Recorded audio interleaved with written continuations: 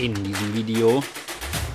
Herzlich willkommen zu meinem Spot-Report in der Lagune von Sotavento auf Fuerteventura.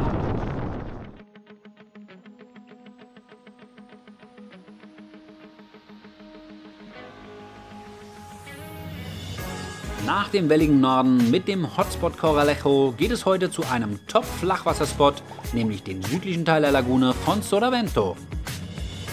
Der nördliche Teil mit der René Egli Station wird im zweiten Teil erklärt. Wer Flachwasser liebt, kommt hier voll auf seine Kosten.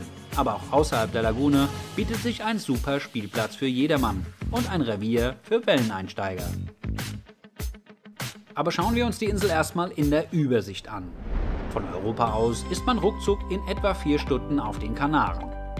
Die von mir besuchten Spots zeichne ich euch mal ein. Für mich die entspannteste Art hier zu reisen war mit einem Mietwagen. Der aktuelle beste Anbieter ist Autoreisen.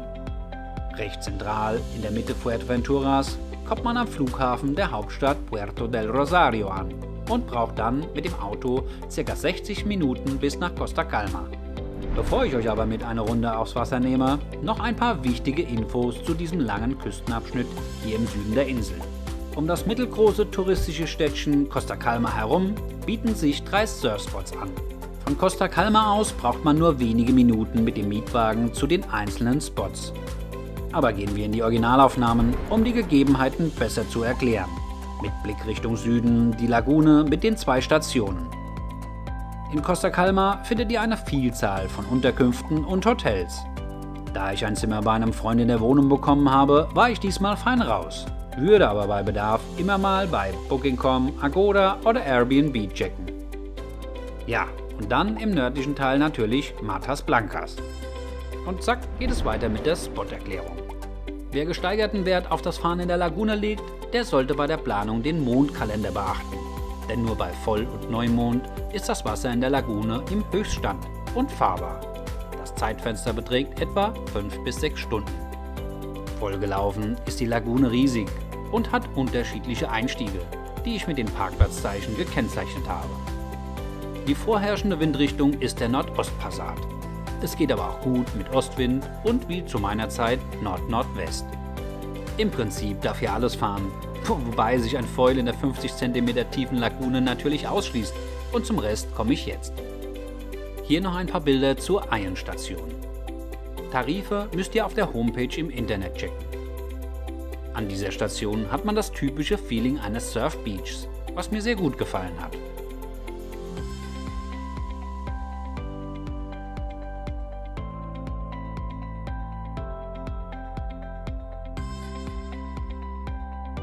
Jetzt aber die Zuteilung auf dem Wasser. Nah an der Station der Windsurf-Schulungsbereich und direkt dahinter der Kite-Schulungsbereich. Danach wird die Lagune am breitesten und hier darf fahren, wer will. Rechts am Rand die Speedpiste für Windsurfer und Wingfoiler. In diesem Bereich haben Kiter nichts verloren.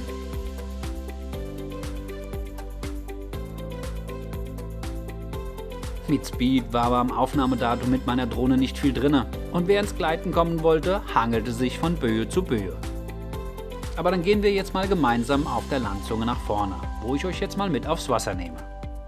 Durch die feinsandige Lagune und den Strand sowie das knietiefe Wasser ist der Spot wirklich was für jede Könnerstufe.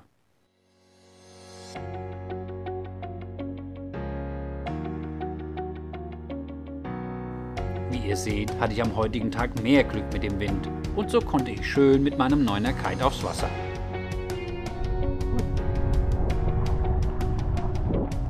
Wie immer lasse ich für euch meinen Trecker mitlaufen, um meine Session 1:1 nachzuvollziehen. Und was man hier schön sieht, ist mein absolut größtes Talent auf dem Wasser, nämlich das Höhelaufen. Aber nach über 13 Jahren aktiven Kitesurfen sollte das auch klappen. Während meines Zickzack-Kurses gibt es noch weitere Infos, nämlich zum Thema Temperaturen. Im Vergleich zum Norden der Insel, wo der Wind kühler ist, weil er übers Meer reinkommt, ist er hier im Süden leicht angewärmt und mit meinem 3.2er Neo war ich optimal angezogen.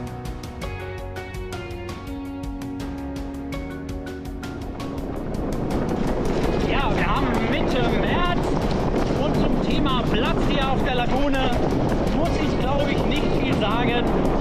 Hier hat man Platz, bis der Arzt kommt und kann an allem üben, auf was man Lust hat. Die Bilder hier aus der Lagune sind, glaube ich, nicht repräsentativ.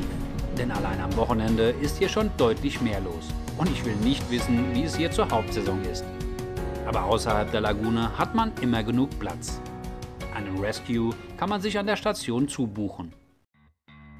Ach ja, nicht zu vergessen, im südlichen Teil der Lagune hatte ich deutlich weniger Böen als weiter nördlich, was mit Sicherheit an den Bergen im Hinterland liegt. Was die Windbeute angeht, ist Fuerte eine sichere Bank.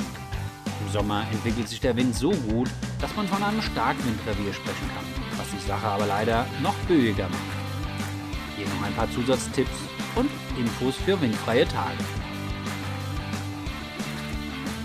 So, jetzt bin ich schon oben an einem der Einstiege von der Egli-Station angekommen und die Fahrt geht wieder zurück. Ja, wenn man dann schön nach oben gekreuzt ist, hat man am Ende einen lohnenden Downwinder. Hier endet auch mein Spot-Report. Wie immer kostenlos, aber nicht umsonst, denn auf meinem Kanal findest du alle Infos wie immer kompakt verpackt.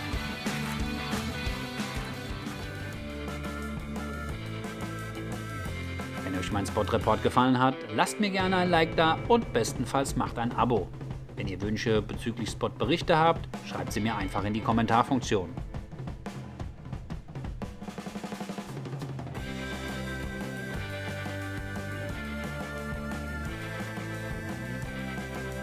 Bis zum nächsten Spot-Report.